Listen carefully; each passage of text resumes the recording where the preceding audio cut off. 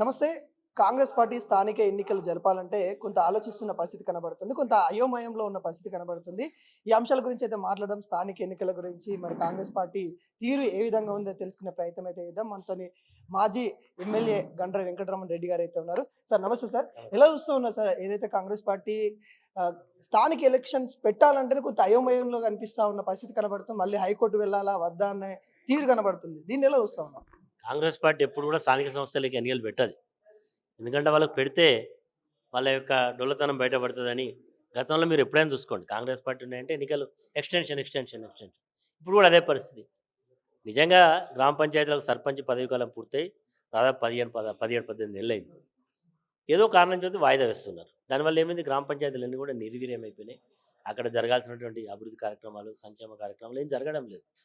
కాబట్టి ఇప్పటికైనా ప్రభుత్వానికి చిత్తశుద్ధి ఉంటే మరి ఏదో కారణాలు చెప్పి వాయిదా వేయకుండా ఎన్నికలు తక్షణమే నిర్వహిస్తే మరి గాంధీ గారు అన్నటువంటి గ్రామ స్వరాజ్యం పనులు జరుగుతాయని మేము భావిస్తాం. ఇట్లా హైకోర్టు కూడా తీర్పు ఇవ్వడం జరిగింది దానిపైన. ఏదైతే బీసీకి సంబంధించి కూడా లైన్ క్లియర్ అయింది. మళ్ళీ హైకోర్టుకు వెళ్ళాలి, ఇంకొద్దిగా సమయం కావాలని ఆలోచిస్తున్న తీరు కనబడతా ఉంది. దీన్ని ఎలా వస్తున్నారు ప్రధానంగా? ప్రజలలో తీవ్రమైనటువంటి వ్యతిరేకత ఈ ప్రభుత్వాన్ని కూడగట్టుకున్నది. ఎన్నికల హామీలు అమలు చేయడంలో వైఫల్యం చెందింది. కనీసం రైతులకు రావాల్సినటువంటి యూరియా ఇవ్వడంలో వైఫల్యం చెందింది. బోనస్ డబ్బులు చెల్లించడంలో వైఫల్యం చెందింది. 2 లక్షల రుణమాఫీ చేయడంలో వైఫల్యం చెందింది. మహిళలకు ఇస్తే 2500 రాలేదు. ఈరోజు 2000 పెన్షన్ 4000 కాలేదు. తులం బంగారం రాదు. ఇవన్నీ లేదు కాబట్టి ప్రజలు ప్రశ్నిస్తారు. అంటే ప్రశ్న ఎట్లా ఇంటింటికి వచ్చి అడగరు నాయకులు, వాళ్ళ ఓట్ల రూపంలో ఈ ప్రభుత్వాన్ని ప్రశ్నిస్తారని ప్రభుత్వం ముందుగానే పసిగట్టి ఎన్నికలు పెట్టకుండా వాయిదా వేస్తున్నది. కాబట్టి ఎన్నికలు పెడితే వీళ్ళ యొక్క డొల్లతనం బయటపడుతుందని వీళ్ళు భయపడుతున్నారు. ఢిల్లీ వేదికగా సీఎం రేవంత్ రెడ్డి నిన్న కేసీఆర్ పై చేసిన వ్యాఖ్యలు ఎలా వస్తున్నావు? ట్రంప్ అంతకంటే డేంజర్ ఉన్న విధంగా మాట్లాడిన ఈ మాటలు ఎలా వస్తున్నావు? కేసీఆర్ గారు ఒక పరిపాలనా దక్షుడు, దూరదృష్టితో ఈ రాష్ట్రాన్ని అభివృద్ధి చేయడంలో మరి ఈరోజు ఆలోచించింది కాబట్టి ఒక కాళేశ్వరం ప్రాజెక్ట్ అయింది. ఇంటింటికి నీళ్ళు వచ్చినాయి. 24 గంటల కరెంట్ వచ్చింది. అనేక రెసిడెన్షియల్ స్కూల్స్ వచ్చినాయి. అభివృద్ధి జరిగింది. జిల్లాల యొక్క పునర్వ్యవస్థగా జరిగింది. కేసీఆర్ గారు ఒక నిర్మాణాత్మకమైనటువంటి ఆలోచన చేసి నిర్ణయాలు. ఈరోజు నిజమైన ట్రంప్, తెలంగాణ ట్రంప్ అంటే రేవంత్ రెడ్డి. ఈరోజు రేవంత్ రెడ్డే ఆయన చేసేటువంటి తప్పులు ఈరోజు కంపారిజన్ చేస్తే ఇద్దరి కూడా అట్లే ఉన్నాయి. ఈరోజు హైడ్రా తీసుకురావడంలో కావచ్చు, లేకపోతే ఈరోజు ఎన్నికల హామీలు అమలు చేయడంలో కావచ్చు, ఈరోజు మాటలతో కాలయాపన చేయడంలో కావచ్చు, రేవంత్ రెడ్డి దానికి వారికి ఇద్దరు సైమల్టేనియస్గా వారిద్దరి యొక్క క్యారెక్టర్స్ అట్లున్నాయి. కాబట్టి అతని క్యారెక్టర్ ఇతను కేసీఆర్ గారు పెడుతుండు. ఇది నిజంగా రేవంత్ రెడ్డికి సూట్ అవుతుంది. ఇంకోటి మనకి భూపాలపల్లి కావచ్చు, ములుగు కావచ్చు, గత కొద్ది రోజుల నుండి వస్తూ ఉంది. ఇసుక సంబంధించిన అక్కడ దోపిడీ జరుగుతూ ఉందని. ఇప్పుడు స్వయంగా అక్కడ మంత్రి సీతక్క గారే ఉన్నారు. మళ్ళీ అవే ఆరోపణలు వస్తూ ఉన్నాయి. ఇలా వస్తుంది. ఇప్పుడు ఈరోజు గోదావరి బెల్ట్ మొత్తం కూడా ఎక్కడ బెదలవుతుంది, కాగజ్నగర్ ఆసిఫాబాద్ కాడ మొదలై అది మొత్తం కొత్తగూడెం అక్కడి వరకు అంతటా కూడా ఇసుక దోపిడీ జరుగుతూ ఉన్నది. ఈ ఇసుక దోపిడీలో అధికార పార్టీ నాయకుల యొక్క ప్రమేయంతో జరుగుతున్నది. కాబట్టే ఈరోజు ఇంత ఇంత నిస్సిగ్గుగా లారీలు ఇసుకపోతూ ఉన్నది. కాబట్టి ఇప్పటికైనా ఇసుక దోపిడీ ఆపాలి. సాక్షాత్ మా నియోజకవర్గంలోనే వందల సంఖ్యలో లారీల యొక్క ఇసుక పోతున్నది. నాయకుల మధ్య పంపకాల కాడ పంచాయతీ కాబట్టి రోడ్ ఎక్కడం జరిగింది.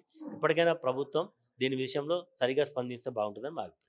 ఇట్లా గ్రామాలలో ఇప్పుడు సీతక్క గారు ఇప్పుడు బతుకమ్మ ఫెస్టివల్ని ఎలా తీసుకోబోతున్నారు? అంటే ఏమన్నా మార్పు కనిపిస్తుందా? మార్పు అని కాంగ్రెస్ గవర్నమెంట్ ఈ మార్పు ఏమన్నా కనిపిస్తుందంట? మంచిగా కనబడుతుంది మార్పు. మేము ఉన్నప్పుడేమో మంచిగా లైట్లు, గ్రామాలలో మంచిగా అభివృద్ధి అన్నీ ఉన్నాయి.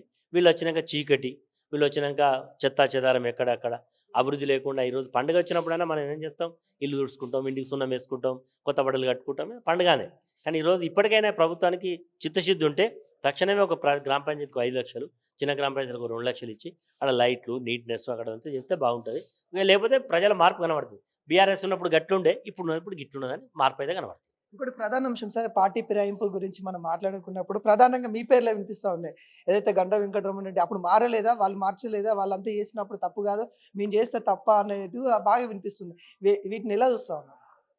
ఎవరైనా రాజ్యాంగాన్ని ప్రకారం నడుచుకుంటారు. రాజ్యాంగంలో 2/3 ఎమ్మెల్యేలు కనుక వేరేగా పోతామంటే రాజ్యాంగం వెసులుబాటు ఉంది. దానికి అనుగుణంగా మేము పోయినాం. మరి ఈరోజు 39 మంది ఉండిరి, అలాకెళ్ళి ఒక ఇద్దరు 37 మంది ఉన్నారు. వీళ్ళకి పోయింది 17 మంది. వాళ్ళు పోవాలంటే ఎంత పోవాలో వాళ్ళకి ఆమాత్రంగా ఉండాలి కదా. అది లేకుండా మేము మమ్మల్ని కంపారిజన్ చేయడం అంటే వాళ్ళ దగ్గర సరుకు లేదు కాబట్టి ఇట్లాంటివి చేస్తూ ఉన్నారు. అది ఆ రోజు మరి స్పీకర్గా ఉన్నటువంటి పోచారం శ్రీనివాసరెడ్డి ఆ రోజు మమ్మల్ని విలీనం చేసుకున్నాడు కదా. ఆయన ఈరోజు అటుపక్క ఉన్న ఆయన ఆ రోజు కలుపుకున్నాడు. ఆయన చెప్పాలి సమాధానం. కాబట్టి ఆ రోజు పద్ధతి ప్రకారం జరిగింది. అంటే ఏదైతే పూజారి గుడిని కాపాడాలని ఏదైతే ఒక ఉంటదో సామెత, అదే విధంగా ఆడ పూజారి లాంటి వ్యక్తి పోచారం శ్రీనివాస్ అంటే స్పీకర్‌గా చేశారు. ఆయన్నే ఈరోజు ఇలా చేయడాన్ని ఎలా చూస్తున్నారు? ఇక ఆయన వయసులో పెద్దోడు.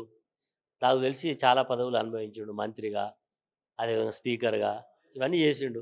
అలాంటి వ్యక్తే అంత తప్పు బ్లండర్ తప్పు చేస్తుంటే మనం ఏమంటాం? ఆయన వయసుకైనా ఆ వయసు రీత్యా నీ తప్పు చేయకూడదని అనుకోవాలి. ఆ వయసులోనే తప్పు చేయడం అనేది ఆయన విజ్ఞతకు వదిలేయాలి. సార్ ఫైనల్‌గా కాంగ్రెస్ గవర్నమెంట్ స్థానిక ఎన్నికల్లో మేమే గెలవబోతూ ఉన్నాం. మావి 6 గ్యారంటీలు ఏవైతే ఉన్నాయో అవి ప్రజల్లోకి వెళ్తా ఉన్నాయి అన్నట్టుగా ధీమా వ్యక్తం చేస్తాం. వారిని ఎలా చూస్తున్నారు? నేను ఈరోజు ఛాలెంజ్ చేస్తున్నా. ఒక శాసనసభ్యుడు వితౌట్ సెక్యూరిటీ పోయి ధైర్యంగా మైక్ పట్టుకొని మేము ఇవి చేసినాం కాబట్టి మాకు ఓట్లేయాలంటే వాపసు వస్తేనే ఒప్పుకుంటాం. ప్రజలు బట్టలు ఉడదీస్తారు వాళ్ళని. కాబట్టి వాళ్ళకి తెలుసు ఇవన్నీ కూడా డాంబికం మాటలు తప్ప ఇంకేం లేదు. వాళ్ళకి ఎప్పుడు ఎన్నికలు పెడితే వాళ్ళ దుకాణం బంద్ అవుతుందని తెలుసు కాబట్టి ఎన్నికలు పెడతారు. ఇంకోటి చిన్న బైపోల్ ఎలక్షన్స్‌లో జూబ్లీ హిల్స్‌లో రాబోతా ఉంది. అక్కడ మైనారిటీకి సంబంధించిన ఓట్ బ్యాంక్ ఎక్కువ ఉన్నాయని నిన్న 2 పథకాలు మైనారిటీ గురించి వచ్చాయన్నట్టుగా కొద్దిగా టాక్ నడుస్తా ఉంది. వాటి గురించి బీఆర్ఎస్ ఏమనుకుంటుంది? అసలు బీఆర్ఎస్ ఏం చెప్పాలనుకుంటుంది? ఎన్ని విన్యాసాలు చేసినా, ఎన్ని స్కీమ్‌లు అనౌన్స్ చేసినా, ఈరోజు మీరు ఒక ఆటో ఇక్కడైతే మైనారిటీస్ అంతా కూడా ఏదో బతుకు తెరువు కొరకు ఏదో చిన్న చిన్న పనులు చేసుకునే వాళ్ళు. ఆటో డ్రైవర్స్ ఉన్నారు, టాక్సీ డ్రైవర్స్ ఉన్నారు, పండ్ల దుకాణాలు ఉన్నారు, హోటల్స్ ఉన్నాయి, చికెన్ సెంటర్ ఇట్లా కొంతమంది చిన్న మధ్యతరగతి ప్రజలు, కొంతమంది హై క్లాస్ ఉన్నారు. వాళ్ళ లోపల ఉన్న భావన ఏంటంటే కేసీఆర్ గారు ఉన్నప్పుడే బాగుండే. కేసీఆర్ గారి పరిపాలన మాకు నచ్చింది. ఫిర్ కేసీఆర్ సాబ్ ఆనా హై అని వాళ్ళ యొక్క ఆలోచన. కాబట్టి ఇప్పుడు ఎన్నికలు పెడితే వాళ్ళు వచ్చి ఏం బట్టలు చింపుకోరు. ఓటు మాత్రం బీఆర్ఎస్‌కి ఇస్తారు. ఆయన ఎన్ని స్కీమ్‌లైనా పెట్టుకొని. ఆయన ఏ స్కీమ్ పెట్టినా ప్రజలకు నమ్మకం లేదు. ఎప్పుడైనా first impression is best impression. First ఇంప్రెషన్‌లోనే రేవంత్ రెడ్డి ఆయన మైనస్ మార్కులు వేసుకున్నాడు.